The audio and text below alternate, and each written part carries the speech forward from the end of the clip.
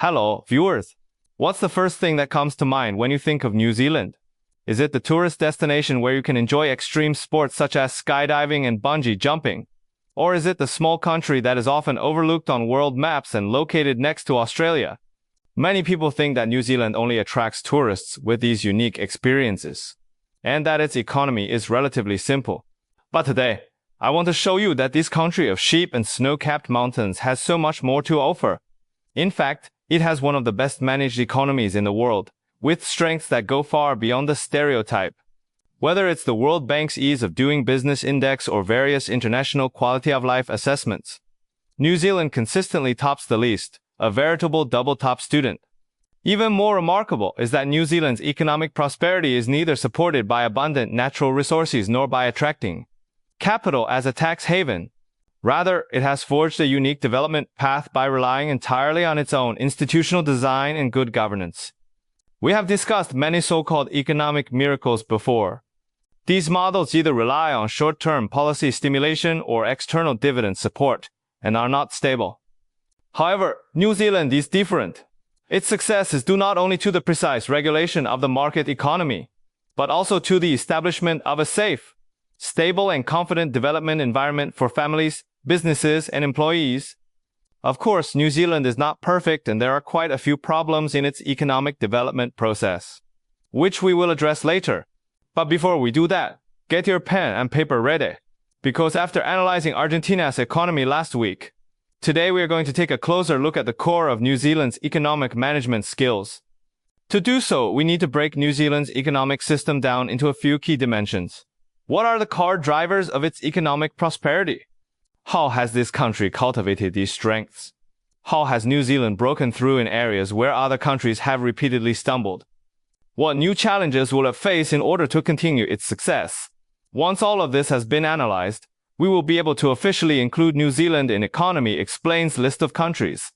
Today's video is sponsored by Acorns, a financial services app trusted by 57 million active users worldwide. I have recommended it many times on my channel and regular viewers will know that I have been a loyal Acorns user for a long time. I recommend it so highly because Acorns makes it so easy to start investing. Even if you don't have any financial knowledge, you won't need to pick stocks or judge market timing. All you need to do is choose the right portfolio for you, and you can easily begin your investment journey. Acorns can also be useful for seasoned investors or those who already have an account with a traditional brokerage. It takes the hassle out of stock selection and timing while keeping costs under control. Acorns' fractional investing feature is particularly useful as it works with thousands of brands, many of which are businesses we use every day. For instance, if you want to buy a new model, you can place an order through the Acorns app, and the brand will contribute a percentage of the purchase price directly to your Acorns portfolio. This way, you can spend and make money at the same time. Watch the full movie to find out more. When a new user signs up, Acorns injects $5 directly into the account to help you start your investment journey with ease. The link is already on the screen and in the description bar at the bottom of the video for anyone who is interested. Returning to the topic of New Zealand's economy, it is important to be clear about a key piece of background information. New Zealand's GDP and GDP per capita are relatively modest, surpassing all developing countries but not standing out among developed ones. Its nominal figures are roughly between those of Italy and Japan, and the gap is even more significant compared to neighboring Australia. Some people may therefore think that New Zealand is mediocre at best, but this brings us to the first important revelation. GDP and GDP per capita are indeed practical economic indicators, but they cannot reflect the full picture. To understand this, we can use a very intuitive example. Although national economies and personal finances operate very differently, there are similarities in their core logic. Imagine two people. One is a highly paid corporate executive earning 6 figures a year, and the other is an ordinary blue-collar worker earning half that. However, the executive spends a lot of money. They pursue a luxurious lifestyle, buy designer labels, eat big meals, and pay car loans. In the end, they not only fail to save money, but also accrue significant debt. In contrast, the blue-collar worker lives simply, does not spend lavishly, and saves and invests for the future while working hard. Who do you think is more successful in life out of them?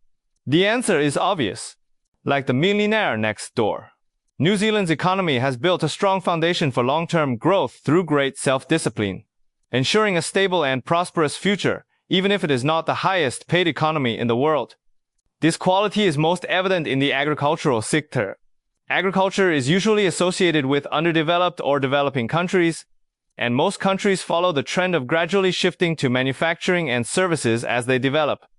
100 years ago, more than a quarter of the US population and nearly half of the labor force were engaged in agriculture.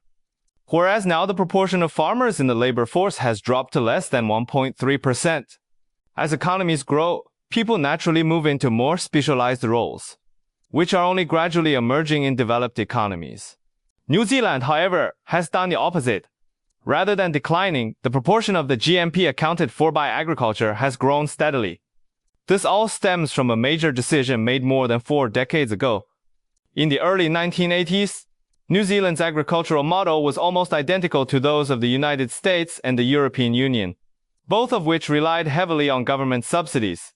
At that time, farmers could receive a guaranteed government-set price without having to bear the risk of market fluctuations, provided they planted or farmed the specified varieties and methods.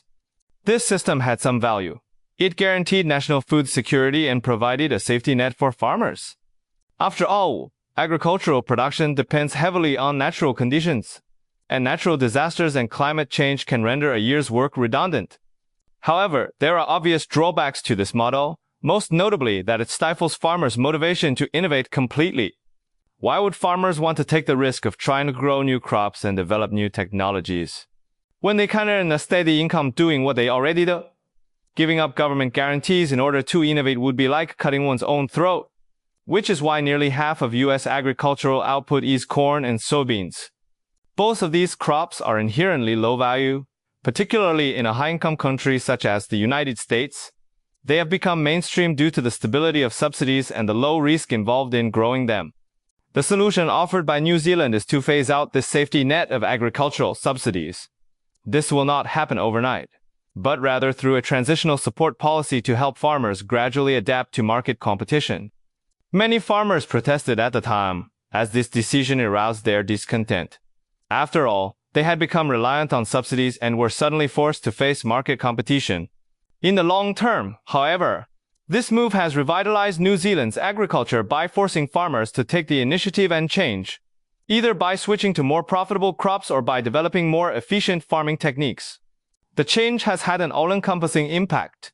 Firstly, the use of fertilizer has been drastically reduced. Previously, fertilizers were subsidized by the government.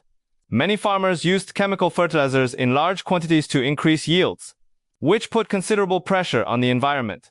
After the removal of subsidies, farmers began to optimize their planting methods and reduce their reliance on chemical fertilizers. Secondly, the change has encouraged farmers to become brand operators as well as producers. New Zealand's dairy industry was already well placed to produce milk of outstanding quality thanks to its favorable climate and fertile farmland. However, prior to the reform, farmers sold milk as an ordinary commodity with little added value. Now, however, New Zealand milk has shed its position as an ordinary commodity and has become a high-end artisanal product. Not only can milk be sold at a higher price, it can also be processed into various high-value products, such as infant formula and high-end cheese, which are sold all over the world. According to some data, the selling price of infant formula made from milk raw materials can easily exceed $30 per dollar of milk, representing a significant increase in profitability. Similar innovation and market expansion is happening across the agricultural sector. Today, New Zealand's agriculture is one of the most diverse and profitable in the world. It is not only the foundation of the national economy, but also a central pillar of export earnings.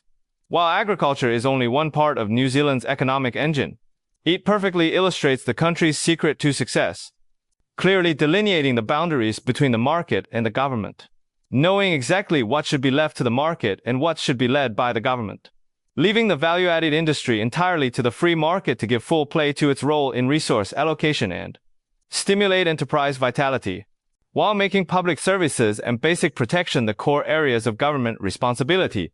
New Zealand has a robust labor protection and welfare system. Through legislation, the government has stipulated that all workers are entitled to benefits such as paid vacation and maternity leave. and strictly enforces employee protection regulations. Employers are not allowed to dismiss employees without cause and must pay substantial compensation in the event of a violation, providing workers with. The government is also. Furthermore, the New Zealand government has maintained a sound fiscal policy for a long time, with tax revenues usually exceeding expenditure and budget surpluses being realized. At the same time, the government has continued to reduce the national debt, which is rare among developed economies worldwide. While most developed countries face high fiscal deficits and substantial debt, New Zealand has established robust financial defenses for economic development through strict fiscal control. However, its economic stimulus policies. In terms of tax policy, New Zealand has a flat corporate tax rate of 28%. This is much higher than the 21% corporate tax rate in the United States and the 17% rate in Singapore. Additionally, Singapore offers tiered tax exemptions for newly formed companies. Nevertheless, according to the New Zealand performs very well in all 5 core assessment themes, even surpassing popular destinations such as the United States and Singapore as a better country in which to do business. Many people may have questions. Businesses are all about profit, and net profit after tax is fundamental to survival. The higher the tax rate, the lower the net profit. It stands to reason that a high tax rate would dissuade investors and that a country with a zero tax rate would be more attractive. But, in reality, doing business involves much more than exploiting tax loopholes. This can be illustrated by comparing New Zealand with Singapore, which was once considered the world's best place to do business. The World Bank's Doing Business Index provides a comprehensive assessment based on several dimensions, with each category scored separately before being ranked by taking the average score. While New Zealand does not excel in the taxation category, especially compared to its competitors, it performs well in other key areas. Central to this is the protection of the rights of business stakeholders. While not paying corporate tax is beneficial, a business will struggle to grow profitably if it cannot take out loans, enforce contracts, or access consistent electricity supplies. New Zealand, on the other hand, has done a very good job of providing institutional safeguards. Its legal system, inherited from the United Kingdom, places a high value on protecting property rights, resolving disputes, and handling international affairs. This is in stark contrast to countries such as last week, when we mentioned that the country's significant institutional deficiencies in property rights and dispute resolution have resulted in a loss of business confidence, hindering economic development. New Zealand, on the other hand, has a well-developed legal system that enables businesses to conduct R&D, production, and investment activities without worrying about the security of their assets. In terms of dispute resolution, New Zealand has streamlined redundant bureaucratic procedures and established an efficient, low-cost mechanism for handling disputes, thereby avoiding the problem of lengthy, costly judicial processes. For enterprises, the rapid resolution of commercial disputes can reduce operational uncertainty, as well as time and capital costs. This is an even more attractive prospect than a low tax rate. More importantly, the legal system in New Zealand has a perfect accountability mechanism that can effectively prevent large enterprises from using their capital advantage to suppress startups. Furthermore, New Zealand's legal system has well-established accountability mechanisms that can prevent large enterprises from using their capital advantage to engage in unfair competition with startups. In many countries, large corporations frequently initiate lawsuits and raise the legal fees of the other party, forcing them to give up or go bankrupt. This kind of litigation suppression undermines market fairness and hinders innovation. New Zealand's legal system strictly regulates such behavior, ensuring a level playing field for startups and SMEs. Even when faced with improper claims by large organizations, they can defend their rights and interests through low-cost, efficient legal channels. This fairness has greatly stimulated innovation in the market and enabled many SMEs to grow and expand. In addition to legal protection, New Zealand's business-friendly environment is reflected in all aspects of daily operations. In Singapore, for example, office rents in the city center are extremely high, and although transport links are good, the cost burden is significant. Furthermore, the administrative approval process, such as obtaining building permits, is complicated and extremely difficult. If a business requires more than regular office space, the difficulty of setting up increases dramatically. By contrast, furthermore, New Zealand is one of the safest countries in the world, boasting the highest social security and public safety indicators. New Zealand is also one of the world's cleanest countries, thanks to its sound legal system and regulatory mechanism. A safe and stable social environment effectively reduces the risk of property damage and personnel safety issues for businesses, while a clean governmental environment avoids hidden costs such as rent-seeking and corruption. This allows companies to focus on their core business without wasting energy dealing with inappropriate interests. This comprehensive business security makes New Zealand highly attractive to global investors. Despite its high corporate tax rate, local businesses can also continue to develop in a stable and fair environment, thus creating a virtuous cycle of business growth. However, it would be wrong to suggest that New Zealand's economy is perfect. In fact, the country is under considerable pressure as a result of its success. World-class stability and institutional reliability have attracted an influx of immigrants. Much of this immigration has been supported by the government, which has worked hard to maintain a pool of highly skilled people. To this end, it has pursued an explicitly two-track immigration system, easy entry for wealthy, English-speaking skilled people and the financially independent, and strict barriers to entry to limit the inflow of poor non-English speakers.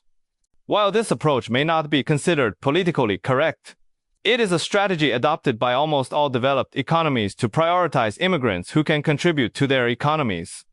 The influx of highly skilled people and foreign capital has put enormous pressure on New Zealand's real estate market. New Zealand's cities are relatively small with limited housing capacity, particularly in major cities such as Auckland and Wellington. The housing and investment demand from foreign immigrants has directly pushed up local house prices significantly. In recent years, house prices in Auckland have risen faster than in San Francisco, Sydney, London, and New York, among other globally recognized high-priced cities. While New Zealand's house prices are still lower than those in these cities in absolute terms, when combined with local salary levels, the pressure to buy a home is considerable. Although salaries in New Zealand are higher than in developing countries, they are not particularly high compared to other developed countries and are far lower than in neighboring Australia. This has led to many local residents, whose income growth cannot keep up with house price increases, being gradually squeezed out of the real estate market. Even buying a house in their hometown has become problematic for them. Notably, the influx of foreign capital has led to an unusual investment trend. Some international business leaders have obtained dual citizenship in New Zealand and constructed large estates with world-class bunkers, treating New Zealand as a doomsday refuge against global turmoil. In New Zealand, a country that places a high value on property ownership, the number of these self-sufficient megastates is growing, turning doomsday preparedness into a multi-million-dollar industry. This phenomenon is particularly evident in cities such as Auckland and Wellington, where it has exacerbated tensions over real estate resources and sparked social controversy, with far-reaching effects on the local community's social fabric and atmosphere. In addition to the housing problem, brain drain is also a serious challenge for New Zealand, with a direct relationship to neighboring Australia. The two countries have close ties, sharing a monarch, a language, cultural traditions, and a love of sport. The two countries have also established a free travel zone, allowing Australian and New Zealand citizens to live and work in each other's countries as freely as in their own. While this close relationship brings many conveniences to residents of both countries, it has also led to a serious brain drain problem in New Zealand. Australia, with its large economy and rich natural resources, is experiencing a period of unprecedented prosperity, with much higher salary levels than in New Zealand, making it extremely attractive to New Zealand's young professionals. According to the latest figures, New Zealand's net loss of population to Australia reached 30,400 people in the year ending September 2024. Of these, 47,800 New Zealanders moved to Australia, while only 17,400 Australians moved to New Zealand. The loss is mainly of young, skilled professionals. The trend does not show any significant reduction in 2025. New Zealand's net loss of citizens has remained virtually unchanged since the same period last year and is slightly below the February 2025 record peak of 46,800 citizens leaving the country. While self-employment has invigorated the New Zealand economy, it is not suitable for everyone. The Australian job market is undoubtedly more attractive to young professionals looking for high salaries. The continued loss of talent has led not only to a tight labor market and a widening shortage of high-end talent in New Zealand, but also affected the country's capacity for industrial upgrading and innovation. If this problem cannot be effectively alleviated, it will seriously constrain the long-term development of the economy. In addition, I would like to share with you some news in advance.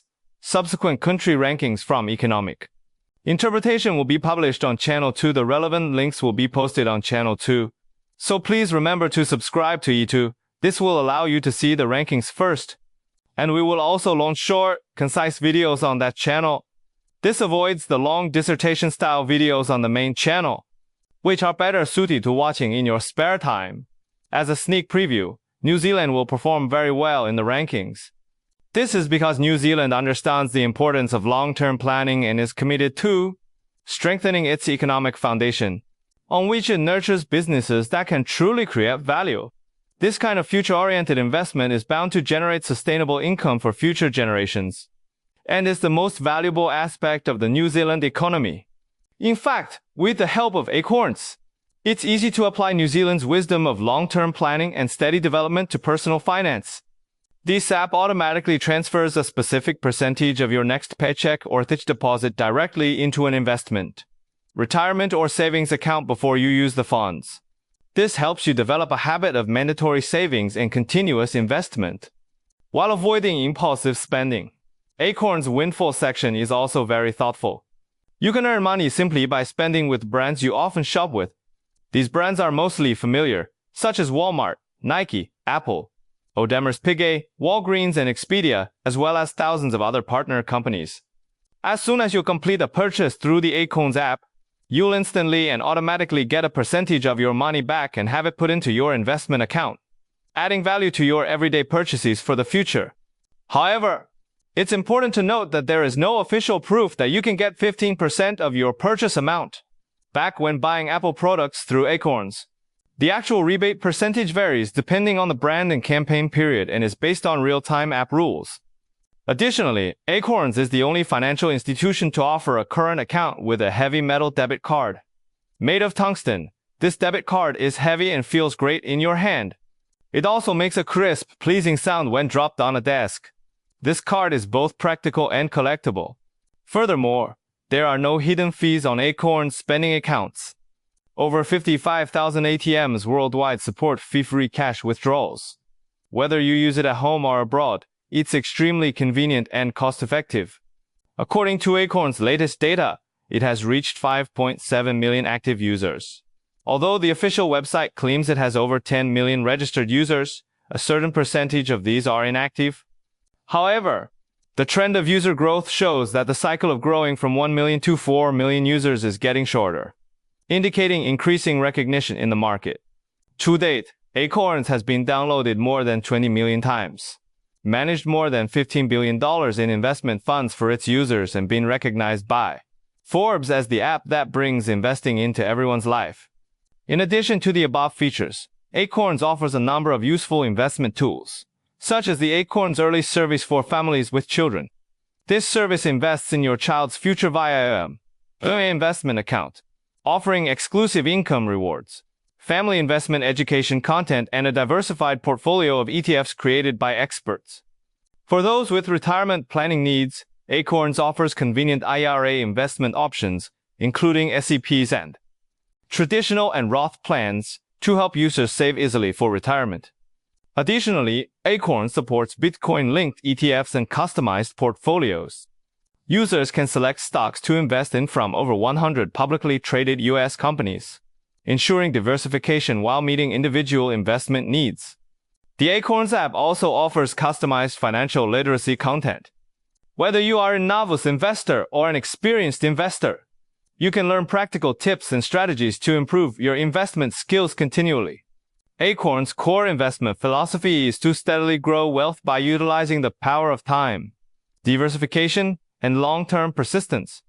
This philosophy coincides with New Zealand's steady economic growth. If you want to develop solid investment habits too, try Acorns. Sign up now and receive $5 to help you start your investment journey with ease.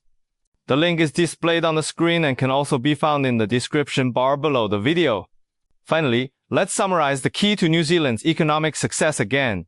Not the pursuit of short-term GDP growth, but building a stable, efficient, and fair development environment so the market and government can fulfill their respective roles and stimulate innovation while strengthening the foundation.